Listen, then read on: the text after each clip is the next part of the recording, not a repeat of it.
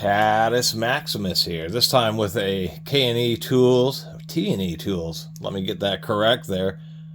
It's marked SRC 100, but for some reason on their website they have it as SRC 0100. Australian tool company. I don't know if this is made in Australia or if this is just a Taiwanese tool, but the fact that it's actually a T&E marked one indicates that it was sold in New South Wales, Australia. So kind of interesting how this ended up in North America. Who knows if somebody just simply collected ratchets and ordered it from Australia, or somebody brought it with them. But not very common to see Australian tools over here in the United States, simply because, one, Australia doesn't have the highest of populations. They have a decent population, but to put it in perspective, Australia has less people than Texas. So just not that many people coming over to the United States to bring stuff with them. As a matter of fact, I've seen a lot more like Japanese and Korean tools that appear to have been brought over.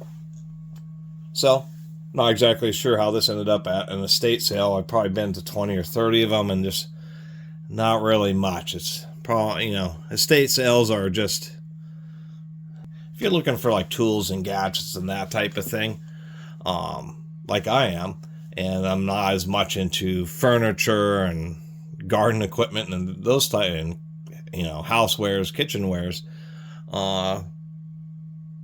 then of course you're not going to find as much stuff at estate sales and stuff that's on awesome prices. Anyway, this was a $5 ratchet, and I thought it's pretty cool. Been barely used, gearless. They call it the Gearless Infinity ratchets. I've done Titan Tools and now Ulsa Tools sells a particular type of gearless ratchet.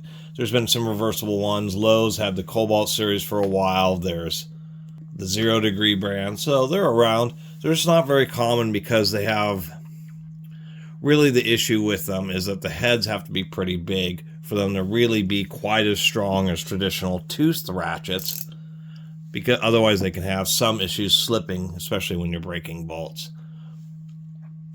Some do, some don't, but if you really put a lot of torque on them, the little rollers in there can start putting little dents, and you'll get a rough motion. And a bunch of real precise components. They're just not as common. But this one is pretty cool because it has a very large head. So I think it's, it was made for Australians for use in the outback. I mean, I'm sure this ratchet was personally certified by Mick Dundee. But we can see it's way taller than, this is a gear wrench made Husky 1/4 inch ratchet. And I mean, we're talking a massive amount of extra height. If we take a look at head diameter, this is just a traditional floating pawl pear head ratchet, and it is still not as wide as this gearless ratchet. But this is much stronger than the Titan ones, the Ulsa Tool ones. Pretty stubby handle. This thing's only like 5 inches long. Uses a similar design. We have a push-through anvil, so that's how you reverse it. This is just a part. There are some clutch-type gearless ratchets that do have reverse knobs, but many times to try to get them a little bit more compact, they'll do this, where it's just a one direction or a unidirectional, and then you have to push the anvil through in order to reverse it. Now, of course, this can be tricky in some situations known as black holing, particularly in automotive situations, engine bays, dashes, where you don't have much clearance, and you're using one of these ratchets and you start to thread out the bolt, and then the back of the ratchet gets too close to whatever surface or object to where you can't remove the ratchet off the head of the bolt. You don't have a reverse switch to be able to move it back into a forward direction. Run the fastener in a little bit so you can pull the ratchet off. And so that can be a tough situation. Usually involves you having to cut the fastener or something like that. But I've done it to myself once with my other gearless ratchets. But I think this one's just super cool, even though I couldn't find them for this comparison, just because it's Australian and it's like a different style. It's just a thicker, kind of heavier duty one. And I don't mind the pass-through anvil just because you get a perfectly flat, perfectly smooth top surface, and it's a reliable mechanism, and you have a pretty heavy-duty anvil. There's just a little slot, not a very deep slot, that's what holds it in place, and of course there's ball detents on both sides, so that's what the detent from one side is what holds it in the ratchet head when you push it through. Other than that, not a lot else to say about these besides when you listen to them, no sound. And a lot of times when you're working with these, it can be peaceful because you don't even have that ratchet sound. It's just the sound of the metal kind of clanking around on the fastener, kind of echoing on whatever part that or whatever you're working on, with the odd silence of not having that mechanism.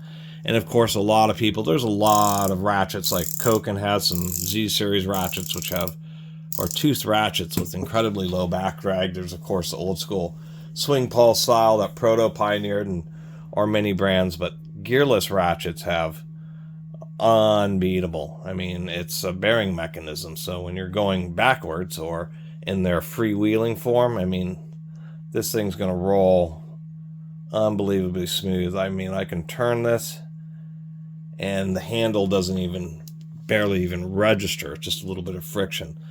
So you have the lowest possible back drag, period. And of course, ratchet angles, these could be considered a 1 degree ratchet just because it's a bearing mechanism. So just the tiniest amount of movement, it will engage. There is a little bit of backlash in the spray clutch type mechanism, but still, this is going to be just the most microscopic. That's why I say 1 degree, and why many of the companies are calling themselves either 0 degree or infinity ratchets. Anyway, really appreciate everybody who's been watching. See you next time.